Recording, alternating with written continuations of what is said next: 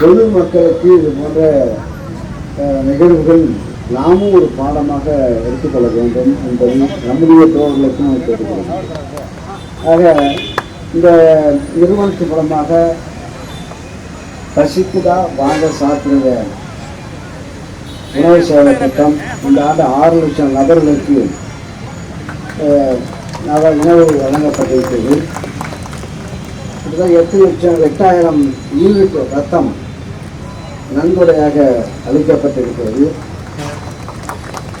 அதேபோல நிஜாம் புயல் நிர்வாகமாக 2,000 குடும்பங்களுக்கு மளிகை பொருட்கள் வழங்கப்பட்டிருக்கிறது.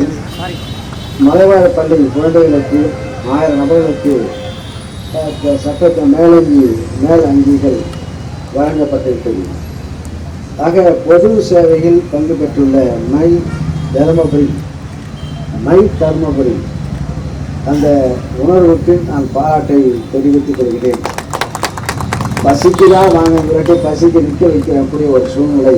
என்னை பொறுத்தவரை இது போன்ற நிகழ்ச்சிகளில் கலந்து கொள்வதற்கு நான் மகிழ்ச்சியடைகிறேன். நானும் இது உதாரணமாக இது போன்ற உணவு வழங்குகின்றது வள்ளலார் வாழ்ந்த இடத்தில் என்னுடைய தொகுதியாக இருந்த காரணத்தால் அந்த உணர்வும் எனக்கு உண்டு.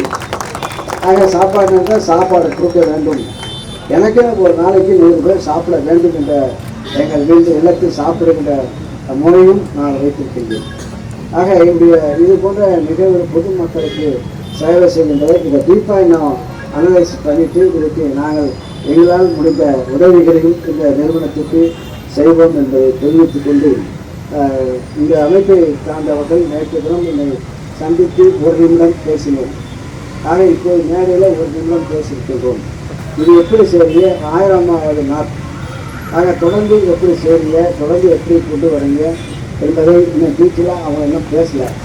ஆக டீச்சராக அதை அறிந்து நானும் அது போன்ற மைண்ட் இந்தியா என்பது மைண்ட் கனவு அது போல மைண்ட் குறிப்பிட்டாடி அதை உருவாக்க வள்ளலாருடைய பெயரை சொல்லி எல்லோரும் இந்த உணவு தானம் செய்வதற்கு அவர்கள் விருப்பப்பட்டு கொண்டிருக்கிறார்கள். நான் உங்கள் மை தர்மபுரி சதீஷ்குமார். 11 ஆண்டுகளாக தருமபுரி மாவட்டத்தில் ஒரு மனிதநேயமிக்க சேவையை செஞ்சுட்டு வரோம். இப்போ 12ஆம் ஆண்டு துவங்கி இருக்கிறோம். இந்த கொரோனா லாக்டவுன்ல இருந்து ஏழை மக்களுக்கு தினமும் ஒரு வேளை உணவை கொடுத்துட்டு வந்தோம். எதிர்பார்க்கவே இல்லை இந்த அளவுக்கு ஒரு பெரிய ஒரு சாதனை படைப்போமா அப்படின்ட்டு ஏதோ ஒரு ஆரம்பித்தோம், ஏதோ ஒரு நம்பிக்கையில்.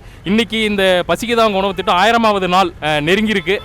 ஸோ இதை சிறப்பிக்கிற வகையில் என்ன பண்ணுறோன்னு யோசித்தோம். ஆண்டவன் அருளால் ஒரு நல்ல மனிதர், தமிழ்நாடு வேளாண் மற்றும் உழவுத்துறை அமைச்சர் திரு மாண்புமிகு MRK பன்னீர்செல்வம் அவர்கள் இன்னைக்கு சிறப்பு விருந்தினராக கலந்துக்கிட்டு இந்த திட்டத்தை தொடங்கி வச்சு நல்ல வாழ்த்துக்களை தெரிவிச்சிருக்கிறாரு. நல்ல உள்ளங்களோட சப்போர்ட்டால் அதுவும் இல்லாமல் மாதந்தோறும் இந்த தேதியில் பல உணவு கொடுத்துட்டு வராங்க. செல்வ மாளிகை நகைக்கடை, ராஜசேகரன், இந்த மாதிரி பல நல்ல உள்ளங்களோட ஆதரவால் இந்த 1000வது உணவளிக்கும் திட்டத்தை 1000வது நாளுக்கு கொண்டு வந்திருக்கிறோம். இந்த திட்டம் மேலும் மேலும் எங்களோட உழைப்பு இருக்கிற வரைக்கும், மக்களுடைய பேராதரவு இருக்கிற வரைக்கும் கண்டிப்பாக ஏழை மக்களுக்கான உணவு தினந்தோறும் வழங்கிக்கிட்டே இருப்போம்.